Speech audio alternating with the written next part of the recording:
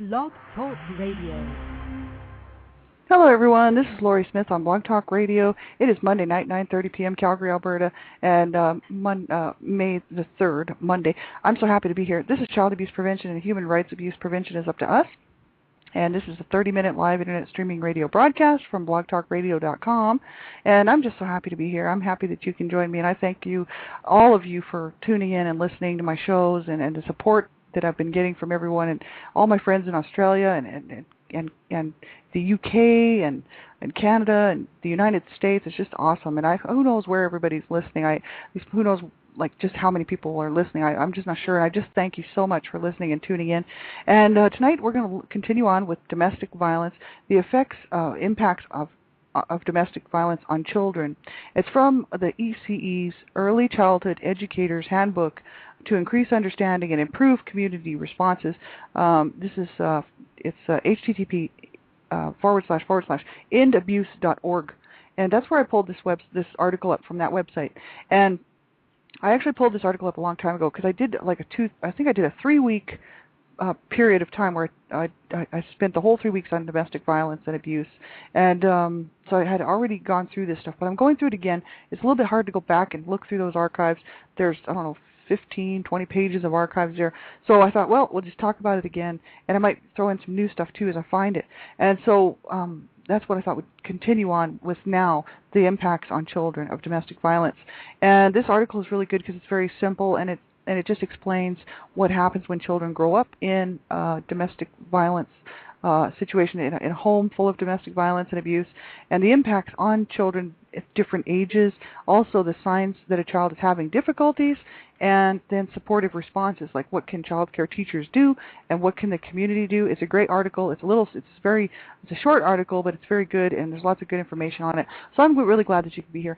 And we're also going to look at a safety plan. I'd like to do that as well this week, and I'll be on Wednesday night and Friday night again, same time, 9:30 p.m.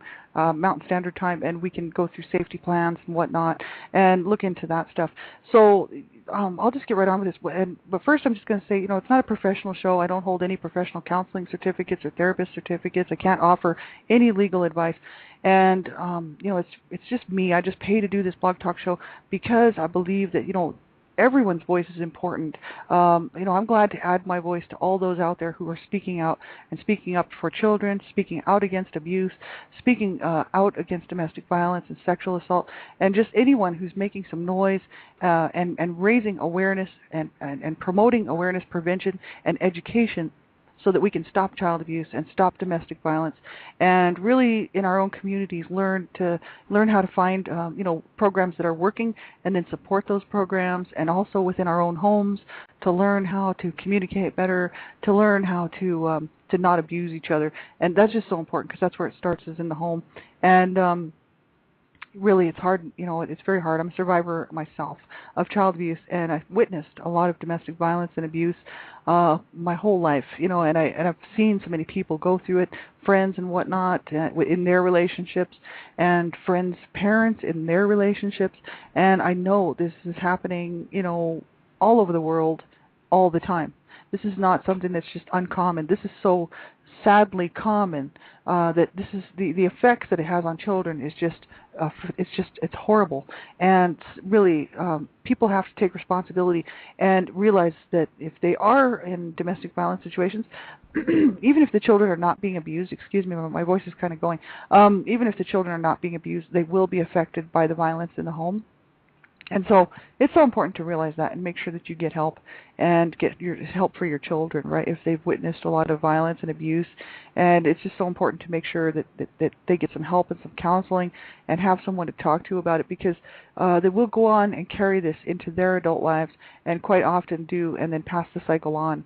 And that's why abuse continues, and that's why child abuse especially continues, and domestic violence and violence in general, right? So we need to stop this. And so I just want to be one more voice. So I'm so happy to be able to do this. And, so listen at your own discretion. I cover everything regarding abuse. You name it, I'm talking about it. And because if we don't talk about it, it's never going to change. If we don't start talking about all of this horrible, horrific acts that people are doing up to their children and to each other, it's never going to change. And so if the subject bothers you and it makes you uncomfortable, you will have to listen at your own discretion and turn it off. It is your discretion to know what you can listen to and what you can't, and you have to make that decision for yourself. And if you're a young person under the age of 18, I ask that you get permission to listen to this show, because I fight for child rights. I'm standing up for child rights. I believe in online safety for children, and I know there's so many psychos out there. Just check out the FBI's website. The FBI has a great website regarding online safety, and the numbers are in the millions of child sexual predators that are out there trying to get a hold of children. So I just want everyone to be safe, and you should have an adult listen to this show with you so that they can help you decide whether or not you should be listening to it. There's a lot of adult content on here. It is ultimately for children and about children and about stopping child abuse and all human rights abuses, really. But you want to make sure that you have permission and let an adult know what you're doing online, and never give out any personal information. Keep yourself safe. Get onto those online child safety websites and find out how to stay safe online. And then tell your friends so that they can stay safe online, right? It's so important. You want to keep yourself safe. And I don't know where these players are now. These players, the Blog Talk players, could be placed around anywhere. So that's why I make sure I say this on every show, and because young people could be listening to this show off of a player somewhere. So that's why it's so important for you to have permission, if you are under the age of 18, to listen to this show, especially younger, right? And then if you have questions, you can get help, and someone can help you find the answers to some of the questions. Abuse is a scary topic, and most people don't like talking about it, so it isn't talked about a whole lot. And really the only time we ever hear anything about abuse is when it's too late. The children are, it's generally about child abuse. A child has been murdered at the hands of a parent or caregiver or both parents, and so we only hear about child abuse after the fact, and usually the child is dead. And quite often you hear about children in hospitals due to child abuse related injuries, and so then we might hear some of that too. But it's always after the fact, and it's always just a short blurb about these poor children who have either been killed and murdered at the hands of their parents, or they're in the hospital due to the abuse that they suffered at their hands. So this is the whole issue, right? I want to talk about it. I want to get it out here and get something done about it and get this stopped so that we can stop child abuse, right? So that's why I'm doing this show. So I thank you so much for tuning in, and we're going to get right into this article now. Impacts on children, domestic violence. Watching, hearing, or later learning of a parent being harmed by a partner threatens children's sense of stability and security typically provided by their family. It says here, children may experience increased emotional and behavioral difficulties. Some children who experience difficulties display traumatic stress reactions, sleep disturbances, intensified startle reactions, and constant worry about possible danger. And then children living with domestic violence are at an increased risk of experiencing physical injury or childhood abuse. For example, physical or emotional abuse, right? The perpetrator may use children as a control tactic against adult victims. Examples include claiming the children's bad behavior is the reason for the assaults on the non-offending parent, threatening violence against the children and their pets in front of the non-offending parent, holding the children hostage or abducting them in an effort to punish the adult victim or to gain compliance, and talking negatively to children about the abused partner's behavior. Now, this happens all the time. We see this stuff going on in the paper all the time. People taking their children and kidnapping them, abducting them in order to punish the other partner. And then, just recently the case where that poor baby was thrown over the bridge into a river because the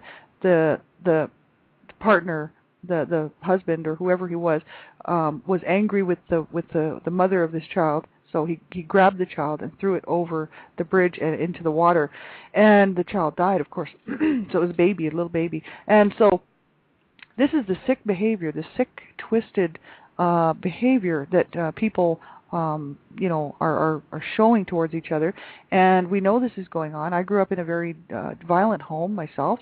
There was all kinds of abuse of every kind you can think of, and most people loved my parents. They did not realize what was going on, and the sick and twisted minds of my parents really just had a huge impact on all of our lives, and really had a huge impact on all of us, right? And this is abuse is horrible. It's all about controlling the other person. It's about controlling the other partner, and so they do whatever they can to hurt the other partner. So they will use children.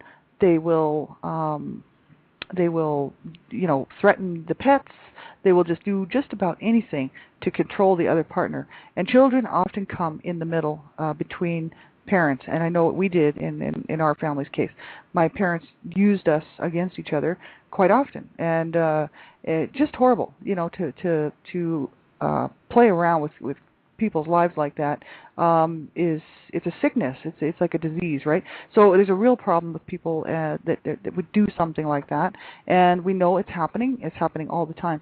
So I don't know. I just we cannot talk about this enough, and we cannot try to find ways within our community to help people. I know that I'm just getting started now this last year, and I hope to be able to make a huge impact and in a very positive way. To help get something done in my community, because I hate the thought of thinking that there's people in this city where I live who are going through these horrible things, and there are. They're just not being reported. So much abuse is not reported, whether it's child abuse, domestic violence, whatever the case. There's always the issue of, well, I don't want the abuser to go to jail, or I don't want grandpa to go to jail, I don't want grandma to go to jail, I don't want my mom to go to jail, I don't want my dad to do time, right? There's all these issues surrounding it, right? So they're allowed to continue to abuse and to do whatever they do, and it's wrong. It's so wrong, and it will never stop unless people start standing up and making some changes. And survivors really do not deserve to suffer in silence. And you have to.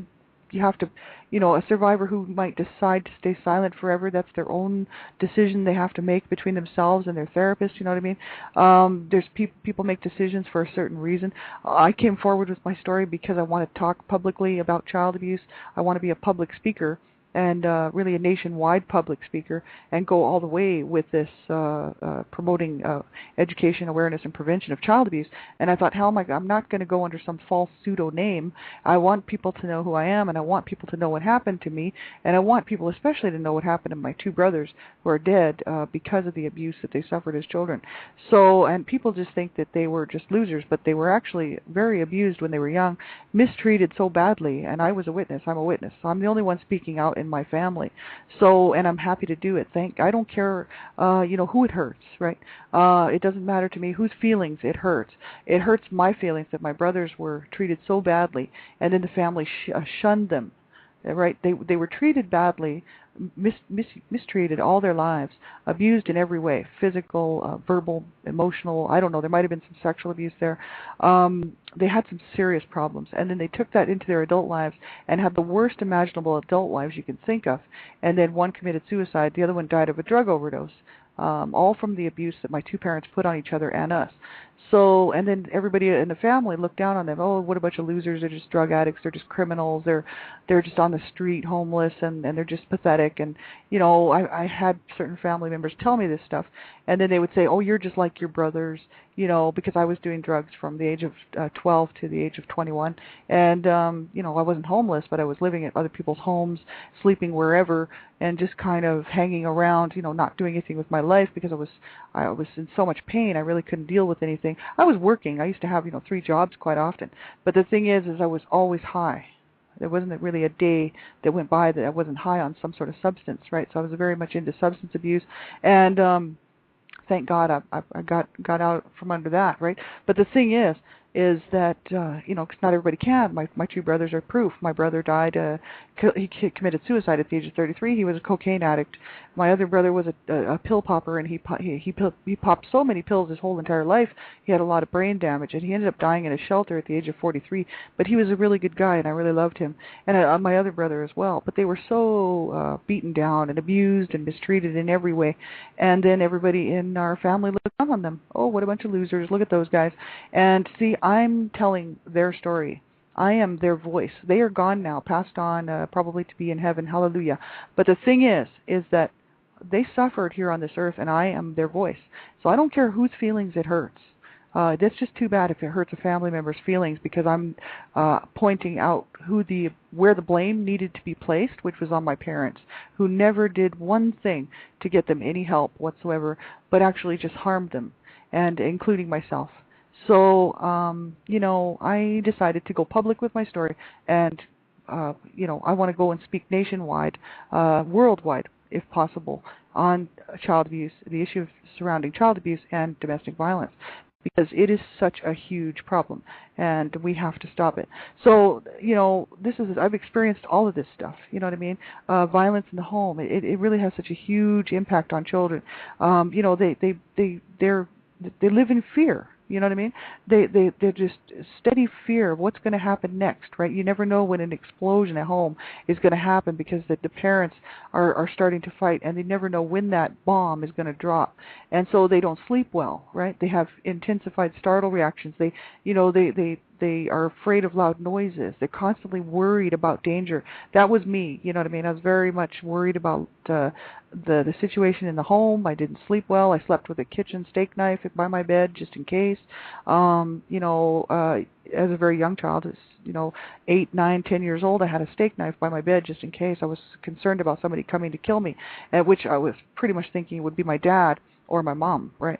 So, this is the whole issue, right? That it's so bad what abuse does to children, and so many survivors out there have end up not making it because it's so hard. But I would encourage every single survivor out there, to get help, and make sure that you do reach out, and just keep reaching out until you find that help.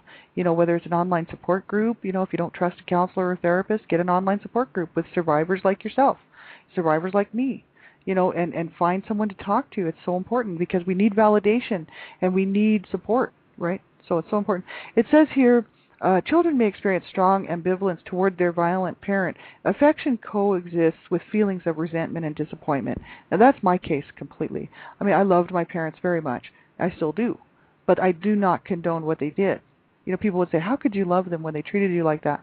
Or how could you love them when they treated your family like that? And the whole issue is that I did love my parents very much, and I didn't like to see what they were doing to each other, and I did not like to see what they were doing to us. But I grew over the years to have a lot of anger and resentment in my heart towards them for what they did, and then not so much disappointment. It was mostly anger and furiousness and complete hatred, really. So there was this love-hate thing going on, and of course I love my parents, but I hated what they did. And so it's very hard on children, right? They have such a hard time with that. And even later on in life, like I'm still having problems with that, because I don't want to take any more abuse off of my dad, and he's still living. And, so anytime he raises his voice to me, I'm that child again, and I'm thinking, do not talk to me like that ever again. I'm an adult woman now. I do not take abuse off of anyone. But see, he does not recognize that his behavior was abusive. He thinks there's absolutely nothing wrong with what he did to his family. And he doesn't think that he did anything wrong to his wife, including rape her in front of me. So the whole issue is he's sick, and he's borderline schizophrenic, but he has so many people fooled. And so many people over the years have just thought that he's just such a wonderful person, but they don't know the other side of him, which is a very evil man. So I hold him very far away from me. You know what I mean? Like, he's a toxic person, and I love him dearly, and I just pray for him all the time. But the thing is the issue is he's sick, and he always has been sick. And so, for my family to not acknowledge that his behavior was wrong is what I have a problem with. My own siblings do not seem to think that there's just anything wrong with what he did. And even though, 20 years ago they were admitting to it, but now they're not. 20 years ago they were talking with me about it and saying that it was completely wrong, and then that, it never should have happened. They didn't so much say that my mom shouldn't have treated me the way that she did, but they would acknowledge that the family should have gotten help. And now, you don't hear a peep out of them, right? And it's because I guess they feel in their own hearts that they've moved on and they can't deal with it, so they're just going to leave it alone. And I'm not going to leave it alone, because I want to stop child abuse. So the only way to do it is to be honest. And if we're going to be honest, honesty really is the only way we're going to ever change this issue of child abuse. Child abuse is hidden around a bunch of lies. It's covered over. Abusers are allowed to do what they do because of lies and secrets and these non-truths and the silence. You keep a child silent, you keep them in a whole web of lies, and you keep them all, living in fear. And what do you have? You have a child who's not going to tell, and you have an abuser who's going to be allowed to continue to do what they do. So silence is the problem. And we need to start speaking up and speaking out against this. Let our lawmakers know that the laws need to change, harsher punishments. I don't know.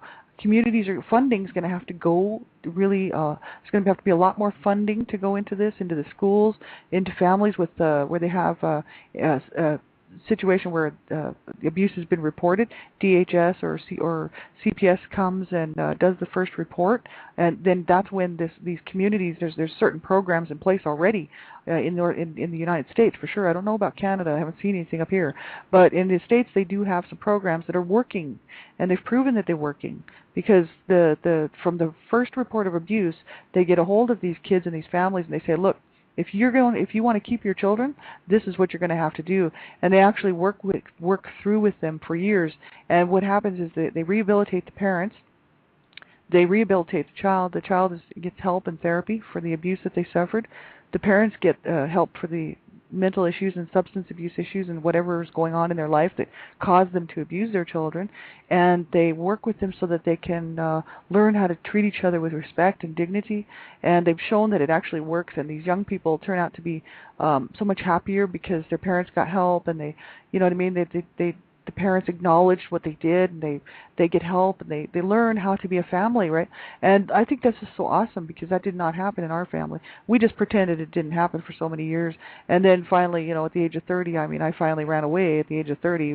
It's kind of late to be running away, but I decided to get out of Dodge and move to Canada and get away from them, right? Well, you can't run from yourself, and you can't run from your past, and there was no way to ever reconcile our family. And the family members that we have left will not acknowledge the abuse, so there's no sense in trying to reconcile with them because they will not even acknowledge it. They just can't for some reason. I don't know what their problem is. It might be embarrassment or, I don't know what their problem is, but they seem to be living in a shell of some sort of a lie. Right, so it's very hard, and it's hard on when there's when these children cannot find when they don't get help and they spend their whole childhoods being abused. That's what happened to me, and so you don't there's no hope in that situation. And luckily, thank God, a family stepped in when I was 13 and a half and actually told me I did not deserve to be treated that way and shouldn't have had to go through all that, right? But if had I not met that family, I don't know where I'd be right now.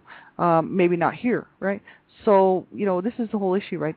Children do not deserve to suffer like that, and we owe it to them to get them help. And if you're a parent and you're in a domestic violence situation and you have children, remember that everything that you do will affect your children. Every single thing that's happening between you and your partner will have a direct effect on your child's life. And you want to make sure that you get that child some help, right? And it says children may imitate and learn the attitudes and behaviors modeled when intimate partner abuse occurs. Well, sure they do. They imitate and model everything because they learn. They're like little sponges, and they just soak up whatever they see. So if children see, a partner abusing another partner in any type of behavior, any kind of abuse, whether it's physical, emotional, psychological, verbal, spiritual, you name it, all the whole gamut of abuse, right, that people inflict upon each other.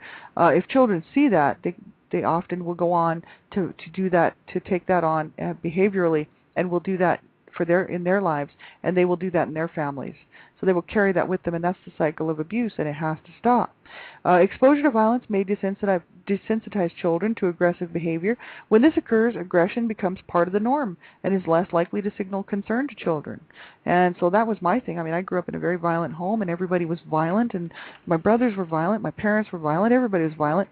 So, I sort of, when I was young, especially a person in elementary school, I was quite violent and used to push a lot of kids around, especially if I thought they were picking on somebody or something. I would go and beat them up, or if I didn't like something they said or did, I'd push them away or push them down, and showing some real signs of violence and stuff. Now, when I got older, that changed, and I started to realize that I didn't want to, because I had been so mistreated my whole entire life, and then went on to do drugs and get involved with people who were violent, and experience some abuse from other friends, partners, just because I was in the room, sort of thing. I couldn't handle it anymore, and I thought, I don't want to live like this anymore, and I don't want to carry that with me for the rest of my life. I just want to have a good life, right? But not everybody goes that way, obviously, because we see so many adults who were abused as children go on to continue these abusive lives. And that's why I say you have to reach out and you have to get help so that you can have a decent life, right? We all deserve it. We all deserve to have a decent life, right?